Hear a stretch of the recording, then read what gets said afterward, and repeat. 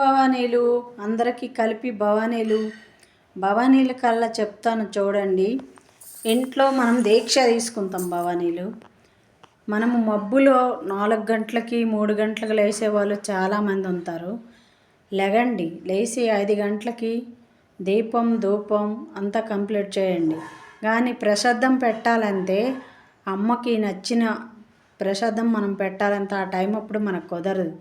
భవానీలు వీలున్న మట్టుగా మందార పువ్వులు ఎర్రటివంతే అమ్మకు చాలా చాలా ఇష్టం. చూశారు కదా భవానీలు, మాకు దగ్గరలో ఉన్నాయి, తెచ్చి మేము పెడతాను.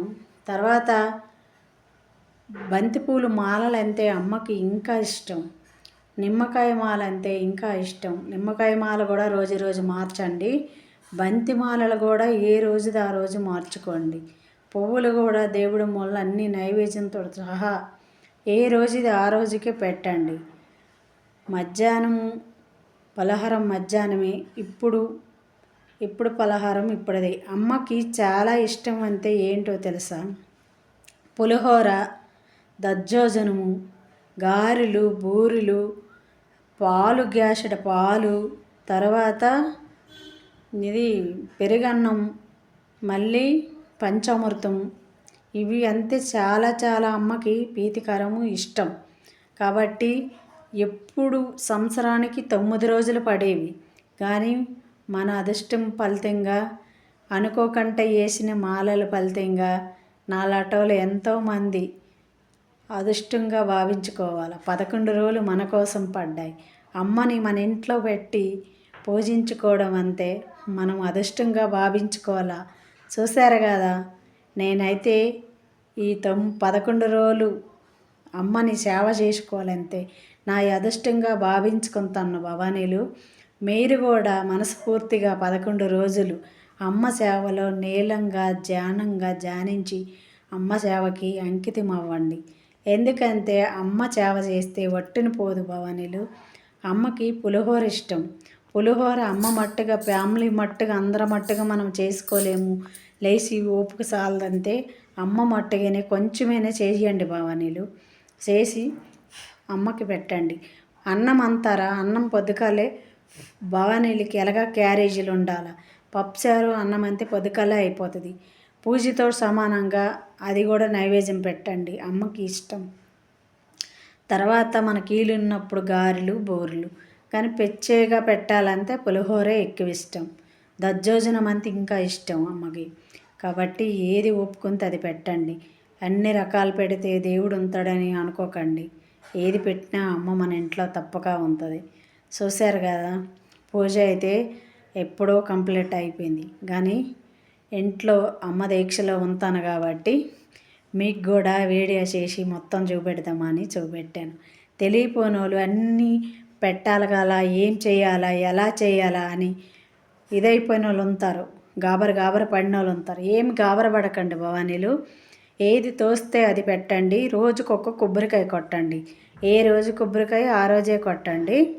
ఏ రోజు నైవేద్యం ఆ రోజే పెట్టండి. 2 పూటలు పెట్టాలి.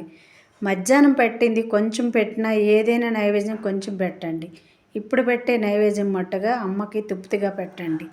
అమ్మ కడుపు నిండా ఆరగించినట్టుగా పెట్టండి. సరేనా భవానీలు? చూశారు కదా. తర్వాత భవానీలు పువ్వులు చూసారా, ఇంటికాడికి వచ్చాయి.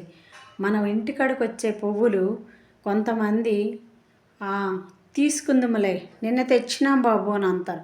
కానీ మార్కెట్లోకి వెళ్ళి మనం పువ్వులు తెచ్చామనుకో అవి పాడైపోయి ఉంటాయి. ఎన్ని రోజులు అయినా రేటుకి ఇస్తారు. అవి తెచ్చి ఇంట్లో ఎక్కువ రోజులు ఇడలేము. ఇడటమంటే మనం ఎక్కువ రోజులు ఇడుకోవడానికి అవకాశం ఉంటుంది. ఫ్రిడ్జ్లో పెట్టుకోవచ్చు, లేకపోతే అదే కవర్ కట్టిస్తుంది చూడు, అలాగే పెట్టుకుని మీకు వారం రోజులు కూడా పోవు. చూశారు కదా, 100 రూపాయలకి అవి ఇవ్వాలంటే మా దగ్గర అయితే 100 రూపాయలు దొరకవు. 10 రూపాయలకి ఒక పువ్వు ఇస్తారు. అందుకోసమే ఎప్పుడు పోయినా మా ఊరికి మేము పువ్వులు ఇక్కడి నుంచి హైదరాబాద్ నుంచే తీసుకెళ్తాం భవానీలు. చూశారు కదా, పువ్వులు అంతే ఇక్కడ ఫేమస్, మాకంతే తక్కువ ఉంటాయి భవానీలు. చూసారా, ఇక్కడే తల్లికి పూజించుకోవాలంతే పువ్వులతోటి ఇక్కడ మట్టుగా చాలా దొరుకుతాయి. హైదరాబాద్లో మట్టుగా చాలా సింపుల్గా పువ్వులు అంతే చాలా తక్కువకి వస్తాయి, బాగా ఉంటాయి. చూసారా, నేను నచ్చినట్టుగా పూజించుకొను. ఎక్కువ పువ్వులతో పువ్వులు ఏ రోజు దండలు ఆ రోజే వేస్తాను.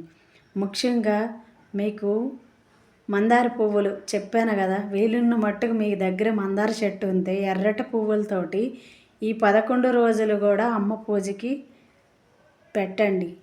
ఎంత ఎర్రటి పువ్వులతో మనం పూజ చేస్తే అంతే అమ్మ మనల్ని కరుణిస్తుంది, కనికరిస్తుంది. చూసారు కదా భవానీలు, కొబ్బరికాయ కొట్టడం మర్చిపోకండి. ఏ రోజు కొబ్బరికాయ ఆ రోజు కొట్టండి.